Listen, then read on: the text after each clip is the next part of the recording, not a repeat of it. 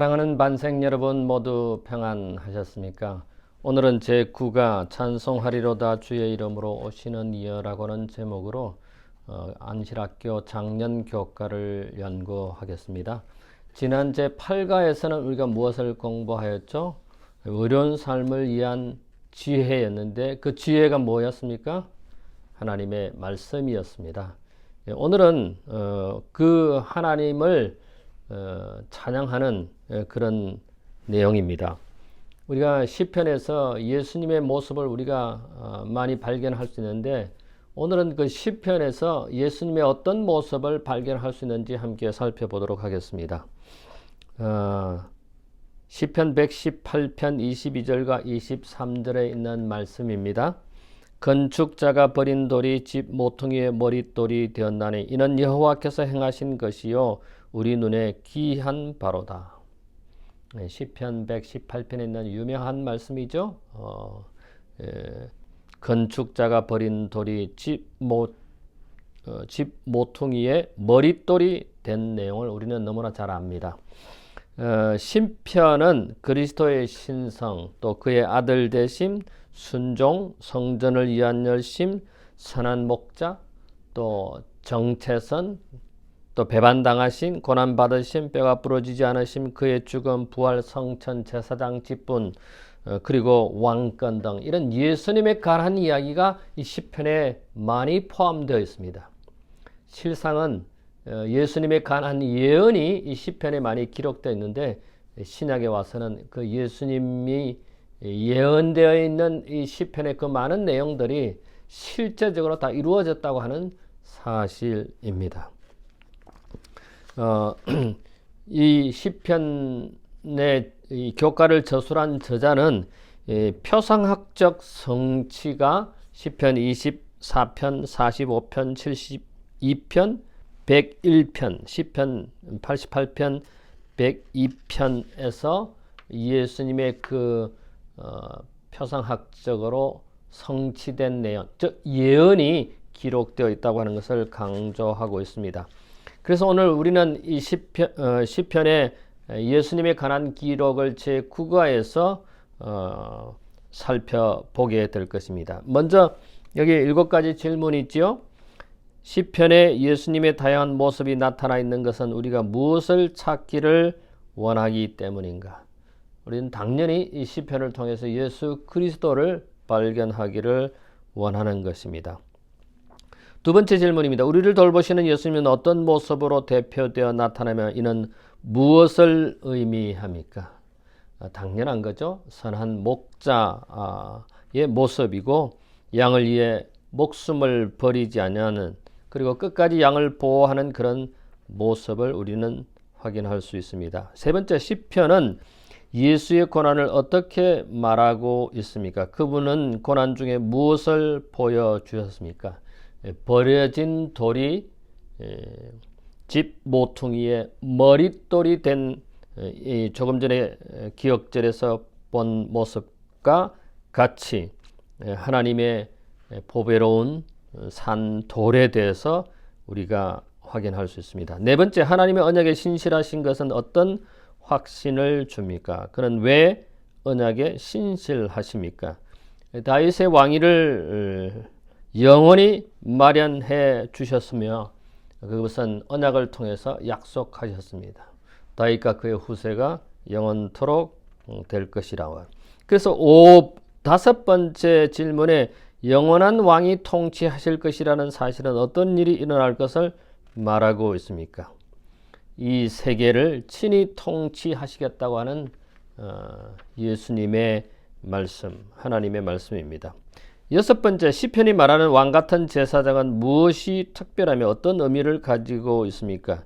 우리를 위해서 휘장 안에 들어가셔서 우리를 위해서 속죄 봉사하시는 그런 예수님의 모습이고 또 그분의 왕권을 행하시는, 즉 예수님이 제사장도 되시고 또 왕도 되시는, 이따 좀 자세히 살펴보겠습니다. 그 다음에 마지막에 예수님의 다양한 직책과 이름 중에 나에게 가장 소중한 것은 어떤 것이 있습니까? 여러분에게 있어서 예수님의 직함이 어떤 것이 가장 마음에 와닿고 내 삶의 그것이 가장 가깝게 생각이 됩니까? 저는 제 개인적으로 예수님은 창조주이시고 구주이시라고 하는 사실, 구속주라고 하는 사실이 제 마음에 와 닿습니다. 하나님께서 나를 지으셨고 나의 죄를 용서해 주셨고 나를 구원시키는 구주라고 하는 사실입니다. 시편은 여러 가지 방식으로 예수님의 생애와 또 사역을 나타내고 있습니다. 첫 번째로 그런 모습이 자기 목숨을 버리는 거룩한 목자로 이 시편에 나타나고 있습니다. 시편 23편에 우리가 잘 알죠. 여호와는 나의 목자시니 내가 부족함이 없으리로다. 그가 나를 푸른 초장에 넣으시며 쉴만한 물가로 인도하시는 그런 목자 되시는 예수님에 대해서 이야기하고, 시편 28편 9절에도 목자 되심, 80편 1절에도 양떼같이 양떼를 돌보시는 목자에 대해서, 또 53절에 시편 78편 52절과 53절에 보면 양같이 우리가 제 갓길로 가지만은 여전히 우리를 인도하시는 목자에 대해서, 그 다음에 시편 79편 13절에 우리를 주의 목장의 양처럼 인도하시고 보살피시는, 시편 100편 3절에 보면은 우리를 지으신 자 그의 백성은 기르시는 양으로서 표현을 하고 있습니다. 그래서 이 시편에 있는 조금 전에 언급한 이런 시편들은 그분이 우리의 목자 되시고 우리는 그분의 양이 되는 이런 관계를 설명하고 있습니다. 요한복음 10장 11절부터 15절에 보면 예수님은 선한 목자로 돼서 언급을 하고 있습니다. 여러분, 목자는 양을 위해서 자기 목숨을 버리는 그런 목자, 주인, 선한 목자에 대해서 요한복음에 언급하고 있습니다. 예수님께서는 친히 자기를 선한 목자라고 말씀하셨습니다. 이것은 무엇을 말합니까? 양을 위해 자신의 목숨까지도 내놓는다고 하는 그런 말씀인 것입니다. 사실 양은 이리 흩어지는 존재라고 그래요. 그래서 리더, 즉 목자가 없으면은 흩어지고 제 갓길로 가는데, 그래서 늑대가 이 양무리를 공격할 때 제일 먼저 흩어지게 만든다고 그래요. 그래서 흩어지면은 홀로 있는 양을 물고 훔쳐 간다고 하는 사실입니다. 우리는 이사야 53장 6절에 우리는 다 양 같아서 제 길로 갔거늘, 그런 말씀이 있지 않습니까? 우리는 다 양 같아서 자기의 길을 갑니다마는, 그러나 자기의 목숨을 바치는 거룩한 목자 예수 그리스도에 대해서 이 시편에서 강조하고 있습니다. 둘째 날에는 고난받는 메시아에 대해서 이 시편은 기록하고 있습니다. 이 시편 22편에 뭐라고 말하고 있습니까? 하나님이여 하나님이여 나를 어찌하여 버리시나이까? 이 말씀은 신약에 가서 이루어졌는데 마태복음 27장 46절에 라마 사박다니, 하나님이시여 어찌하여 나를 버리셨나이까? 라고 하는 이 시편의 내용이 실제적으로 복음서에 와서, 신약에 와서 다 이루어진 것을 우리는 너무나 잘 압니다. 그래서 고난받는 이 예수님 메시아에 대해서 시편에 기록하고 있는데, 시편 118편 22절에 보면은 건축자가 버린 돈이 지 모퉁이 머릿돌이 되었으니, 버림받았고 조롱받은 예수님의 모습을 이미 구약에서 예언되어 있다고 하는, 언급되어 있다고 하는 것은 참 놀라운 일이 아닐 수가 없습니다.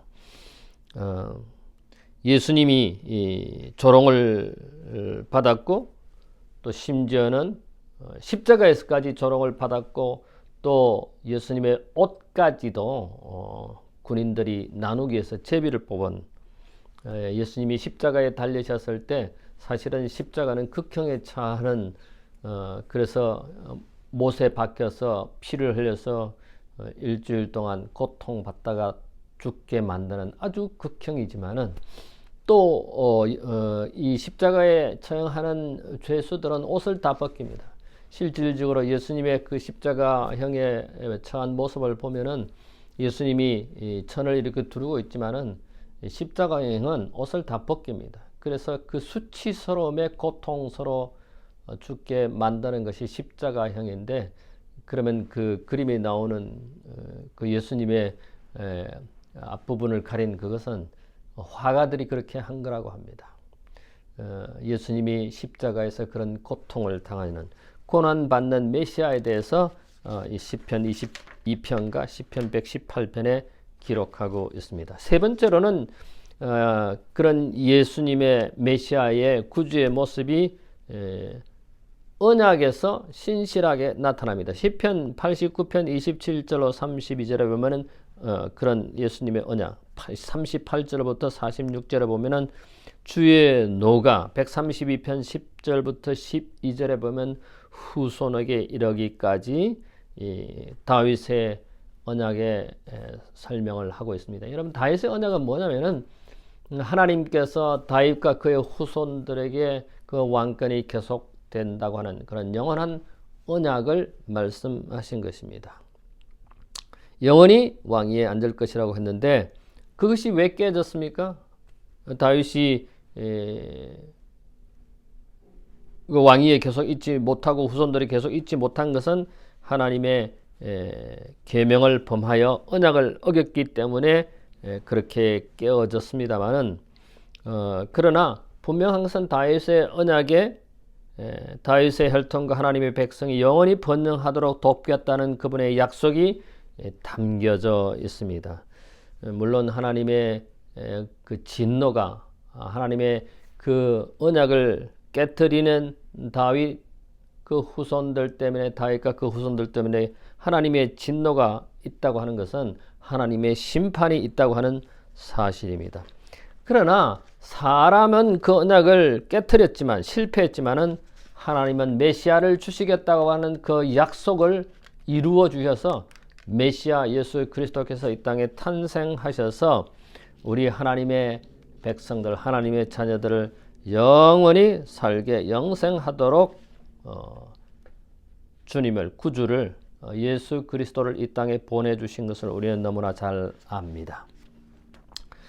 그러나 우리가 분명하게 생각할 것은 그 영원한 언약에 신실하신 하나님에 대해서 살펴보았고, 네 번째 날에는 그런 찬송할 수 있는 그 주님, 구주, 시편에 나타난 예수 그리스도의 또 다른 모습은 비교할 수 없는 권능의 영원한 왕이라고 하는 사실입니다. 시편 2편에 보면 내 아들에 대해서, 시편 110편 1절부터 3절에 보면은 오른쪽에 앉으신 보좌, 하늘 보좌의 오른쪽에 앉으신, 그리고 89편 4절에 왕위를 물려받으신, 13절로부터 17절, 89편 13절로부터 17절에 보면 주의 보좌로 기초를 삼았는데, 그 기초는 의와 공의로 기초를 삼으셨다고 기록하고 있고, 110편 1절, 2절, 5절, 6절에 보면 내 오른쪽에 앉으신 분, 즉 심판자로 예수 그리스도를 언급하고 있습니다. 이 본문들은, 시편에서 언급된 본문들은 우리에게 무엇을 가르쳐 주고 있습니까? 메시아가 왕으로 즉위하고 그 왕으로서 세상을 다스리시고 심판하시고 집행하신다고 하는 그런 내용이 시편에 기록되어 있습니다. 여러분, 놀랍지 않습니까? 어떻게 구약의 시편에 이런 예수 그리스도의 이런 여러 모습들을 기록할 수 있는지, 예언될 수 있는지. 우리 주님은, 예수 그리스도는 심판주로서, 집행자로서, 세상을 통치하는 통치자로서 그런 왕에 대해서, 권능에 대해서 기록하고 있습니다. 왕뿐만 아니라 다섯 번째 제사장으로서 이 시편에 기록되고 있습니다. 다섯째 날에는 멜기세덱의 계통에 따른 영원한 제사장입니다. 예수님께서 제사장으로의 모습을 이 시편에서 기록되어 있는데, 멜기세덱의 계통에 따른다고 하는 것은 무엇입니까? 일반적으로 왕은 제사장이 될 수 없고 제사장은 왕이 될 수 없는 그런 상황인데, 이 멜기세덱의 반차를, 성경의 표현에 말하면 멜기세덱의 반차를 따라서, 즉 멜기세덱의 계통에 따라서, 멜기세덱의 계통이 뭡니까? 전쟁에서 돌아올 때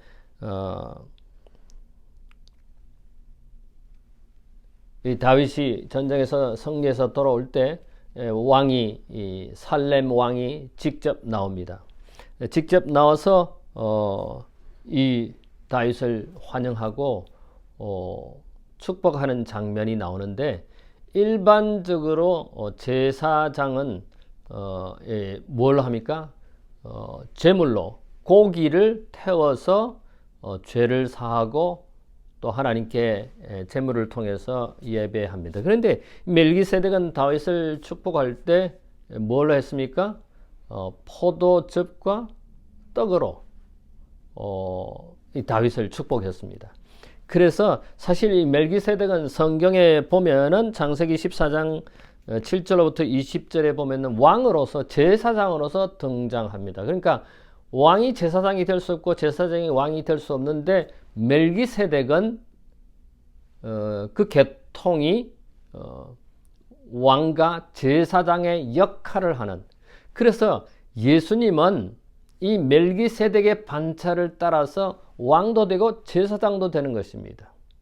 우리가 조금 전에 넷째 날에 왕으로서 왕권을 우리가 언급했는데 여기에서는 멜기세덱의 계통에 따라서 왕뿐만 아니라 영원한 제사장으로서 예수님의 모습을 이 시편 110편 4절로부터 7절에 언급하고 있습니다. 그 왕으로서 또 제사장으로서 세상을 심판하고 또 믿은 자를 제사하고 의로운 것으로 여겨지는 예수님을 멜기세덱의 그 반차를 따라서 계통을 따라서 방법을 따라서 왕도 되고 제사장도 된다고 하는 사실을 이 목요일 소지에 언급을, 즉 시편 110편에서 언급하고 있습니다. 왕이나 사람이 제물을 바친다고 하는 것은 제사장이 가져오는 것을 말하며 실제로 제물을 드리는 것은 제사장입니다. 여러분, 예수님이 이 땅에 오셔서 실제적으로 성만찬 예식 때, 성만찬 때 떡과 포도즙으로 성만찬을 진행하시면서 이것이 내 몸이요 이것이 내 피라고 말씀하셨습니다. 그래서 이 시편 110편은 이스라엘의 왕과 제사장과는 다른 메시아이신 왕을 세운 것을 언급하고 있습니다.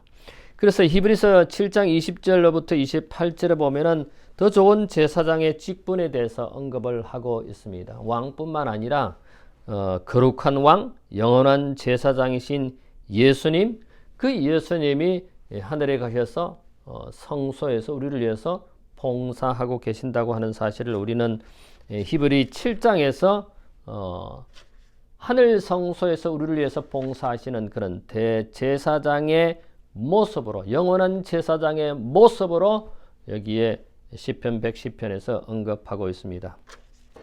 예수님께서 승천하셔서 하늘 왕의 보좌에 앉으신 것을 우리는 사도행전 5장 30절과 31절에서 확인할 수 있습니다. 그것은 왕으로 또 구주로 삼으신 것뿐만 아니라 제사장으로서 우리를 위해서 봉사하고 계신다고 하는 사실입니다. 선지자 왕 684쪽부터 85쪽에 보면 왕과 제사장이신 그리스도의 모습에 대해서 기록하고 있습니다. 자, 여섯째 날입니다. 시대의 소망 1장 하나님 우리와 함께 하시다 임마누엘. 시편은 그리스도의 기도이며 그리스도에 관한 기도이다. 이 시대의 소망 24쪽에 보면 그리스도께서 당신의 인성으로 인성과 접촉하시고 당신의 신성으로 하나님의 보좌를 굳게 붙잡으셨다. 그러니까 인성과 신성을 가지신 예수님께서 인성으로는 인성과 접촉, 즉 인간과 접촉하시고 신성으로서는 하나님의 보좌를 굳게 붙드셨다고 영감의 글은 우리에게 말하고 있습니다. 자, 오늘 우리는 찬송하리다 주의 이름으로 오시는 이여, 예수 그리스도가 시편에서 왕과 제사장의 모습으로 예언되어 있는 기록들을 살펴보았습니다.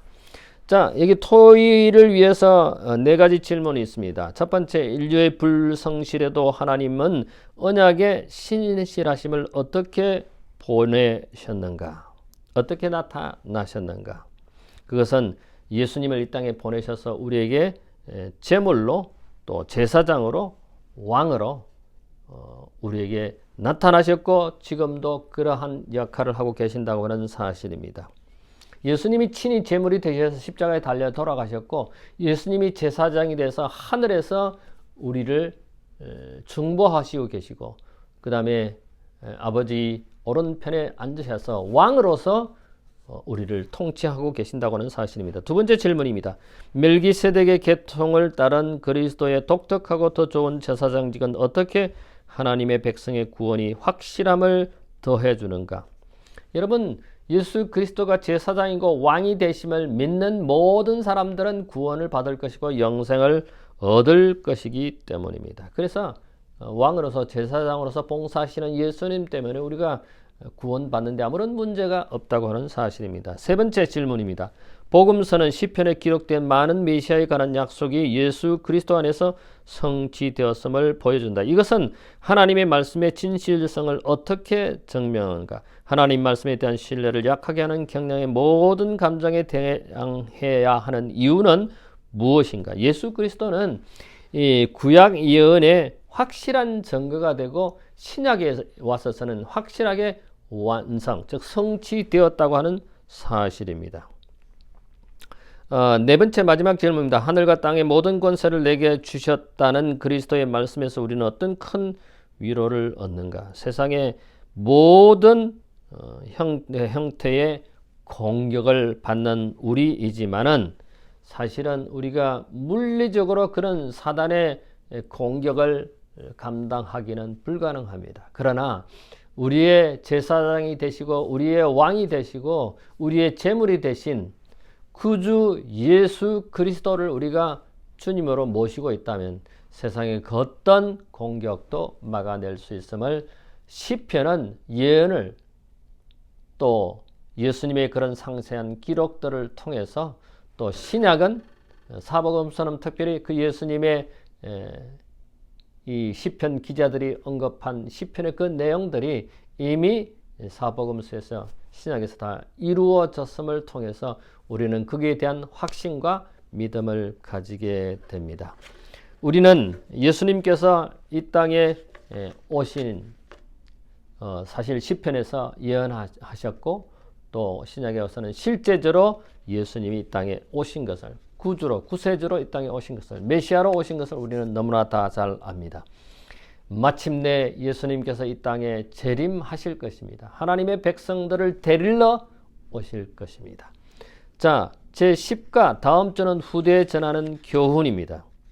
우리의 조상들을 통해서 전해지는 교훈, 이 시편에 예수님에 관한 말씀뿐만 아니라 우리 조상들에 관한 교훈을 이 시편은 여러 곳에서 언급하고 있습니다. 한 주 동안 이 시편을 연구하심으로 큰 유익을 얻게 되기를 간절히 바랍니다. 잠시 머리를 숙일까요? 고마우신 우리들의 하늘 아버지, 오늘 시편에 나타난 예수 그리스도의 모습들을 저희들이 다시 확인하게 해주셔서 참으로 감사합니다.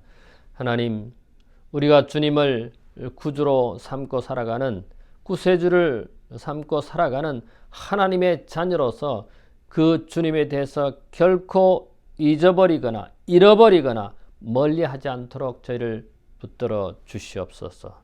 감사하오며 예수님 이름으로 기도하옵나이다. 아멘.